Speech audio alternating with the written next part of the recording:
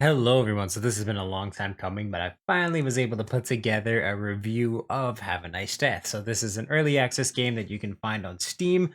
It's awesome. It's very, very good. I've put about 10 hours into this and beaten the main story. There's five different levels for it, and there's so much to do in this game, but it's by Magic Design Studios. And yeah, without further ado, let me get to my review for Have a Nice Death. So this game launched in early access about just a little more than a month ago, and of course they warn you that they're gonna have to iron out a few things, but playing it's pretty damn perfect in all honesty. I think they could just add a bit more mechanisms to some of the upgrading and the progression system, but that's something we'll get into a little bit. So on Have a Nice Death, you play as Death himself. He has his empire, and with the empire comes a lot of paperwork, so whenever a soul is brought into the underworld or when someone dies, he has to fill out paperwork, do all these things, basically just keep records. And he has a whole slew of people working for him who could help him out in the office, or diseases and department heads who have decided to go a little bit rogue and just go on killing sprees and just make life a lot more work filled for Death, and he doesn't want that. He wants a life where he's just super stressed out, and he wants to be able to take vacation, take some time for himself. So he gets pissed off and decides to go throughout his company and make certain that everyone is put into line. So you're fighting a bunch of subjects who have basically gone rogue. They're not working for you anymore. They're working for themselves, really, or they're slacking off on the job, just basically causing more work for Death. So he goes to work in a very different way, putting his subordinates back in line. So with Death comes some pretty awesome abilities. You, again, traverse through five different levels. There is a bunch of mini bosses that you're able to basically take on for some extra rewards, but five main bosses that you take on it is a hell of a time. Each level brings something completely new and different to it, and a brand new challenge that I got smoked every single time I entered a new level, just taking on these new enemies and not recognizing their attack patterns. It was pretty awesome and fun to get into that. But really, the best way I could describe this is like a perfect blend between Hollow Knight and Hades. So again, if you die, you basically go back to the beginning of the game, and then you have to go and take on all the enemies that you faced off again, and you have to get new weapons. Basically, again, how it is in Hades, where you lose everything and then you have to start from the beginning, get new things, and all of that is completely randomized. So there's a few stages that you have to clear before you get to the boss fights, which then will bring you to the next level. So there was some great things about this and some things that I do feel like need a lot more polishing, a lot more work, or additions added into them. And most of that comes through the progression system, where I find that, of course, like there's a bunch of weapons that you can find throughout the area, and if you kind of start to recognize a little bit of paths, you know where to go to meet certain characters who will give you better upgrades, shops, things like that.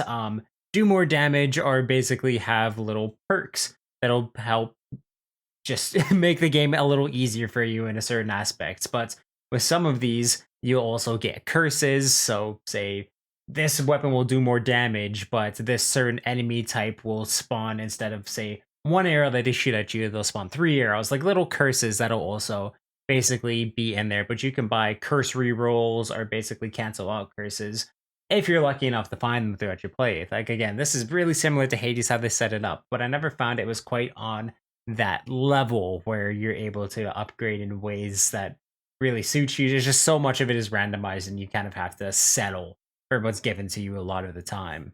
The level design too doesn't really change too much no matter how much you go through it. It's just it could be in different sequences where you get to the next room, and it'll have you choose between, like, say, medical facility, paperwork facility, or there's these things called thangers, which are mini boss fights that you can take on to, again, just get some more runes to upgrade yourself and buy things from the shop, buy upgrades for Death later on. Through, again, there's a bunch of characters that you meet that'll help you out in a lot of different ways, but those are so randomized and they don't pop up too often. And I found too that there would be, like, some of the rooms have like health signs, or there's an armory, so you think you can get new weapons, but that's not always the case, where you could just be put in like a little mini arena fight and that's it, and you're not going to gain any health from doing that little mission there. I found I only got health when I went to the shop, so basically skipped out some of the experience of slaying enemies, and you do the shop level kind of again like you would in Hades. But I found a lot of the times I was like, oh, I really need health. I'll go to the medical wing, or I need to upgrade, or I want a new weapon, and let's go to the armory.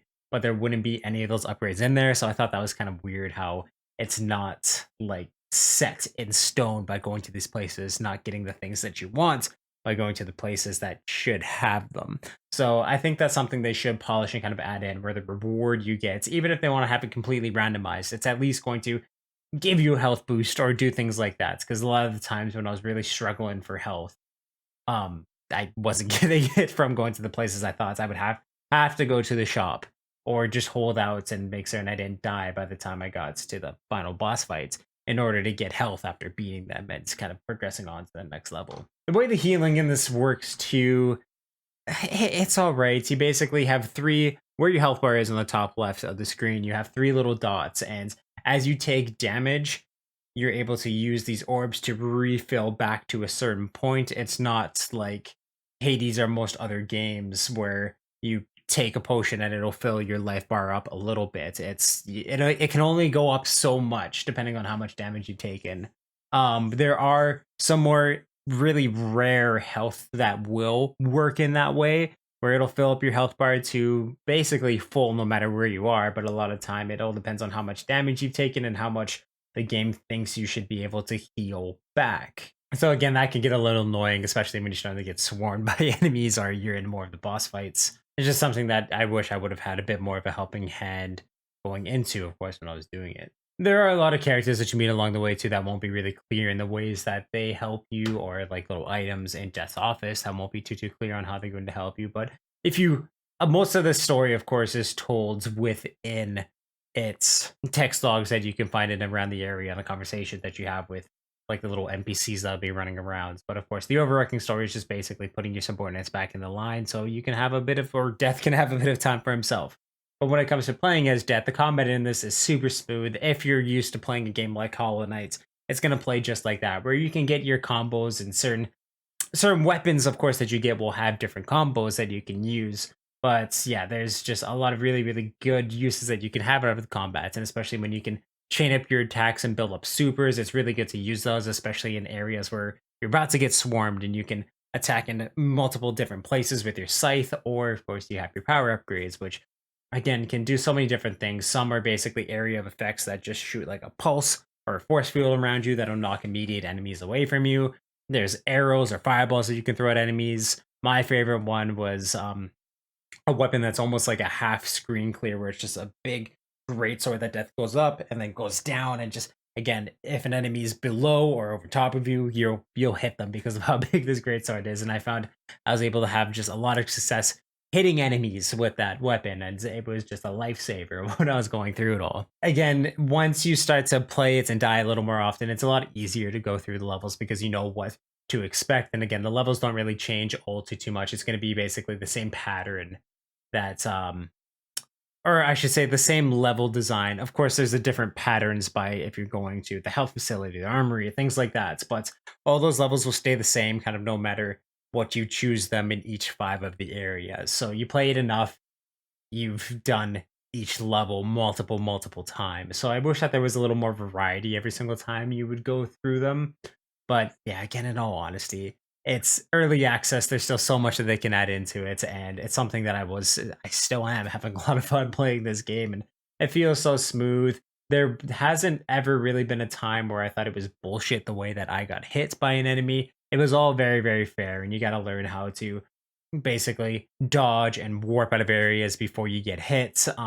Know when to chain your attacks, and also, of course, too, just learning enemy attacks. The third area was one where everything basically explodes once you kill it, and I wasn't expecting it. And of course, the explosions happen a lot quicker than I'm used to in most games. You have maybe a second. So the first time playing it, taking out a group of enemies and then having them all explode around me, and I wasn't expecting it at all. Yeah, I died really quick going through them, but it's very fun to learn. Of course, there's that frustration of having to start from the very beginning again, but especially when you have a really, really good build.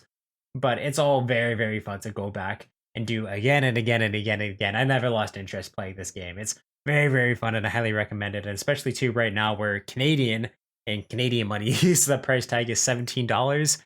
I recommend this to everyone to try it out. It's especially if you're a fan of the side-scrolling some platforming, but like anything like Hollow Knights, if you like that, this is going to be right up your alley.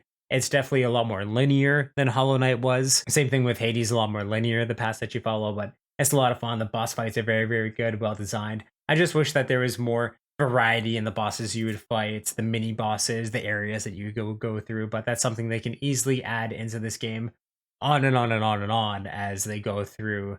Again, this is just early access as they go through the process of making this into a full game, but I've been absolutely loving it. It's been a hell of a time, and with everything taken together, I have to give Have a Nice Death a 7.5 out of 10, and all the areas that I think they need to improve on could very easily be improved on. It's just absolutely fun. Again, it does try a lot. It takes a lot of inspiration from games like Hades, but it doesn't quite just meet that magic that that game was able to get to, and I do think they're well on their way. It's very fun. I can see myself putting many more hours into this game, especially when it goes into the full like launch. So very excited for them to get to that day, and yeah, just highly recommend it. So if you played the early access version of Have a Nice Death, please let me know what you thought about it or what you think about it in the comments down below. Of course, if you like this review, you can check out all my other reviews I do on the channel and everything I do through my playlist down below. And for convenience sake, I'll link some up top here. Thank you for subscribing and clicking that bell. If you want to check out everything I do video game and live stream wise, there is a link to my Twitch, of course, in the description of this video, and of course my channel bio. And both of those places, there's a link to the Media Mountain, which is my Discord, where we talk about movies, video games, comic books, TV, pretty much everything that's awesome in this world. So you can definitely join that amazing community. I'll make it even more amazing than it is already. And yeah, just awesome, guys.